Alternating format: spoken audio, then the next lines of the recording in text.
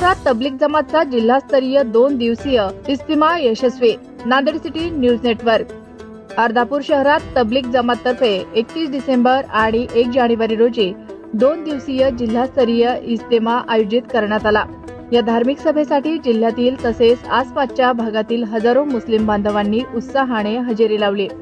कार्यक्रमात इस्लाम धर्माच्या शिकवणीवर प्रवचन देण्यात आले. तसेच शांतता आणि एकतेचा संदेश पसरवण्याचा प्रयत्न करण्यात आला. 2 दिवस चाललेल्या इज्तिमामध्ये धार्मिक विचारांची देवाणघेवाण झाली.